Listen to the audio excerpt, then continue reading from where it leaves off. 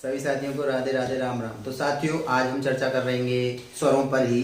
स्वरों में कुछ टॉपिक रहते हैं, जैसे कि अभी तक आपने व्यंजनों में तो पढ़ा होगा कि ये कहाँ से बोले जाते हैं, किस मुख से बोले जाते हैं, कहाँ ओष्ठ से बोले जाते हैं। लेकिन अब हम आपको स्वरों में बताएंगे। कुछ लोगों को पता होगा, लेकिन फिर भी हम यहाँ पर आपको स्वरों के बारे में, जिन लोगों को नहीं पता होगा वो भी जान लें।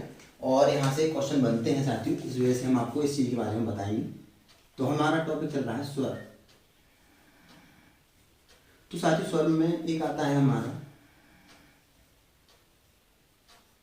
उच्चारण, मात्रा के आधार पर स्वर। तो साथियों, उच्चारण मात्रा के आधार पर स्वरों की संख्या होती है 3। 3 स्वर होते हैं।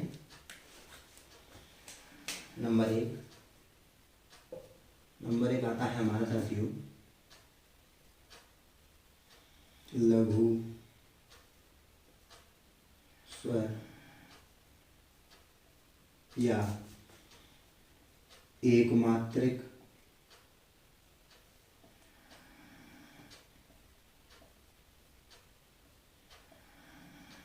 या मूल स्वर या फिर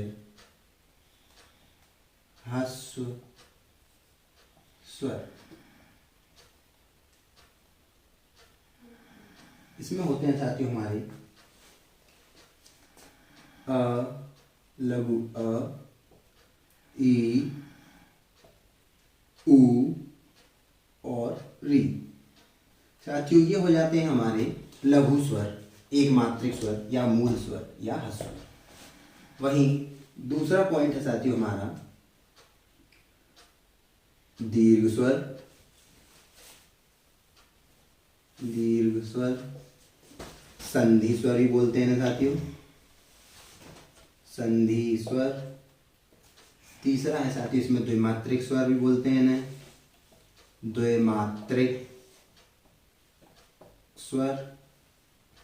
और चौथा है इनका गुरु स्वर। इन्हीं को हम गुरु स्वर भी बोलते हैं, गुरु स्वर।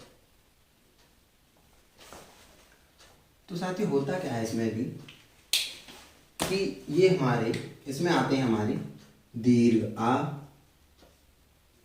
दीर्घ ई, दीर्घ उ, लघु ए, लघु दीर्घ ए, लघु ओ, दीर्घ ओ। तो साथियों, दरअसल होता क्या है कि अब आप कह रहे हो ये लघु स्वर और ये दीर्घ स्वर कैसे हैं। तो मैंने आपको बताया था कि ये लघु स्वर और ये दीर्घ स्वर कैसे हैं। तो साथियों, इसमें आप देख पा रहे होंगे कि इसमें एक मात्रा है, इसीलिए हमने लघु स्वर और एक मात्रिक स्वर भी बोल रहे हैं। इन सभी में एक मात्रा है। वही आप इन स्वरों को देख पा रहे होंगे, और जिन्होंने मेरी पहली वीडियो देख रखी होंगी उन्हें यह भी साफ स्पष्ट दिखाई दे रहा होगा यहाँ पर कि इनमें 2 मात्राएं हैं। जैसे कि मैं आपको तोड़ के दिखा देता हूं। देखिए, दीर्घ आ जो है लघु आ से मिलकर ही बना था।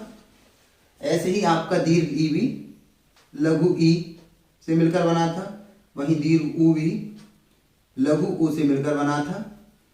और साथियों, कुछ लोगों का डाउट हो जाता है कि अगर क्वेश्चन आता है कि निम्न में से दीर्घ स्वर लघु स्वर ज्ञात कीजिए, और उन ऑप्शनों में ये या ये दे दिया जाता है, तो बच्चे कंफ्यूज होकर इन पर टिक लगाए जाते हैं और इन्हें समझते हैं कि ये भी तो लघु स्वर ही है, क्योंकि ये छोटी ए और ये छोटा ओ, तो छोटे हैं तो लघु में आ जाएंगे।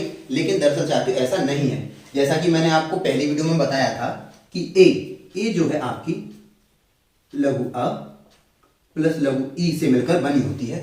अब ये 2 स्वरों से मिलकर बनी है लघु से, तो ये एक मात्रिक कैसे हो सकती है? इसीलिए ये साथियों द्विमात्रिक है।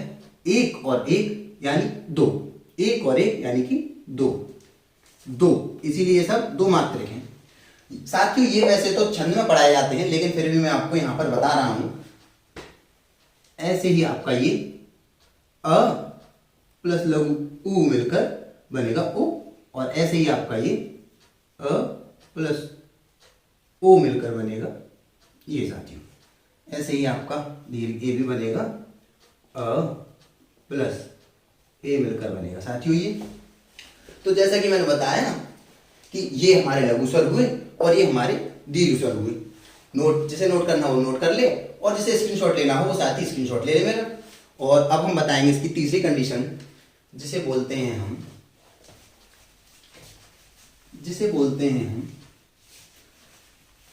मात्रा के उच्चारण मात्रा के यहाँ तो चल रहे हैं, जिसे बोलते हैं हम त्रिमात्रिक स्वर या प्लूप स्वर। तो दरअसल अब हम आपको बताएंगे कि त्रिमात्रिक स्वर और प्लूप स्वर होते क्या हैं साथियों।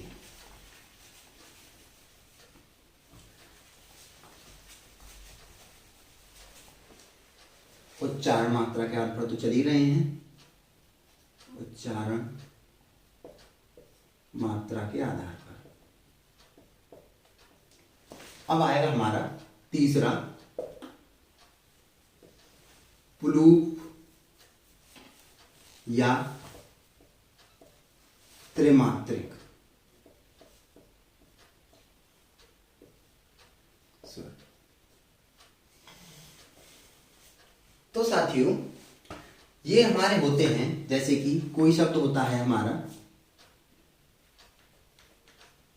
मुन्ना रे, मुन्ना रे, इसमें ध्वनि खिंची हुई चली जाती है। हालांकि कुछ शब्द ऐसे भी होते हैं जिनमें और में भी ध्वनि खिंची चली जाती है, लेकिन वो नहीं होते, लेकिन इसमें होते हैं। मैं आपको करके भी दिखाऊंगा कि ये प्लूप स्वर क्यों है। क्योंकि साथियों दरअसल होता क्या है, इन शब्दों में बीच में संयुक्त स्वर आया हुआ होता है, संयुक्त व्यंजन आया हुआ है। जैसे कि आप देख पा रहे होंगे कि यहाँ पर ये संयुक्त आया हुआ है, और आगे जो है आप देख पा रहे होंगे उसमें लघु स्वर है, छोटा ऊ है, और लघु स्वर के बाद अगर संयुक्त व्यंजन आ जाए तो वो दीर्घ में कन्वर्ट हो जाता है और यहाँ पर द्विमात्रिक हो जाता है। तो इन दोनों को मेरा ये द्विमात्रिक हो गया, इसमें ये आ है, और यहाँ पर भी आप देख पा रहे हो दो मात्रा है, एक नाम है आ मात्रा दिखाई दे रही होगी आपको, और एक पीछे लगा हुआ डंडा ये भी मात्रा दिखाई दे रही होगी साथियों, ये भी द्विमात्रिक हो गया। और ये भी आपको दिखाई दे रहा होगा कि ये भी द्विमात्रिक है। तो साथियों इस प्रकार के जो शब्द होते हैं उनको हम प्लूप स्वर या त्रिमात्रिक स्वरों में रखते हैं, और ये ऐसे करके बनते हैं जो आपको छंद में आपको सिखाए जाएंगे। इसी प्रकार आपका होता है लल्ला रे, लल्ला रे। इसमें भी आप देखेंगे कि संयुक्त स्वर आया हुआ है, संयुक्त शब्द, और ये आपको बनाने में इस तरीके से मदद करेगा। तो साथियों ये तो हो गए हमारे उच्चारण मात्रा के आधार पर 3। वहीं हम आपको आगे और भी बताएंगे। अब आपने सीखा उच्चारण मात्रा के आधार पर, और अब हम आपको बताएंगे कि स्वर जो है जीवा के आधार पर कितने होते हैं। साथियों को पता होगा, लेकिन अब हम जो बताने जा रहे हैं वो है इसकी कहानी, जो कि साथियों काल्पनिक है।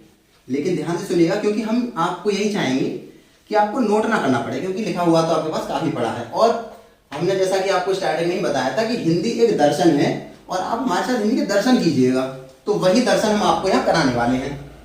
तो हिंदी के दर्शन करने के लिए आप रेडी हो जाइए, और ये कहानी जो सुनाएंगे वो बहुत ही मजेदार कहानी है, और आप बहुत ही मजे के साथ सुनिएगा, और उसी से आपको चीजें याद हो जाएंगी।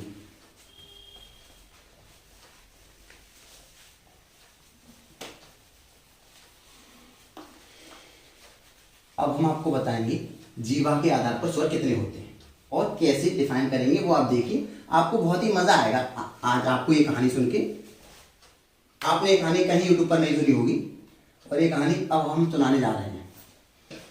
तो साथियों होता क्या है कि जीवा के आधार पर, जीवा यानी जीव, जीवा के आधार पर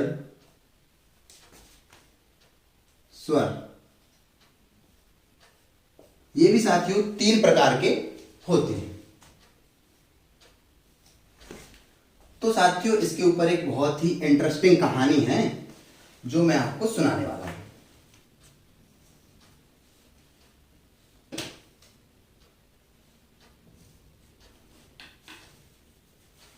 तो साथियों ये हुआ हमारा अग्रस्वर, ये हुआ हमारा मध्यस्वर, और ये हुआ हमारा पश्च स्वर। तो साथियों होता क्या है कि तीन दोस्त होते हैं और गांव के देशी होते हैं, तो गांव वालों को आपको पता है कि भैया आर्मी में जाना मुझको, तो आर्मी में और देश की सेवा करनी है। तो तीन दोस्त होते हैं भाई साहब, और होत कहानी में जो होते भैया कि तीनों दोस्त होते हैं, और एक होता है साथियों कि बहुत ही लगनशील, कि बोलना कम और करके दिखाना ज्यादा, और एक होता है कि बोलता बहुत है और कर कुछ नहीं पाता, और एक ऐसा होता है कि थोड़ा करता है थोड़ा बोलता है, यानी मिडिल का रहता है वो। तो साथियों ये वही तीन दोस्त हैं। तो इन्हें आर्मी का जुनून था, तो आर्मी की रनिंग आने वाली थी, जैसे आने वाली है और बच्चे तैयारियां कर रहे हैं। तो ये बोलते हैं, पश्च स्वर बोलता है कि चल ले आया मुझे रनिंग करे, तू का दौड़ा हुआ मैं यूं ही तेऊ इतने में स्टार्ट करे, तेरे में तो मैं खत्म कर दूं, खत्म। मान लीजिए अच्छा चल तो ठीक है साहब कर लेते हैं। तो स्टार्ट हुई दौड़। तो साथियों इसमें अग्र स्वर जो है जीत गया, और जीतने वाला आपको पता ही है किस तरीके का आवाज निकालता है। तो जीत जाने के बाद अग्र स्वर ने निकाला ई ए री, और ई ए री में हो गया आपका ई ए और री।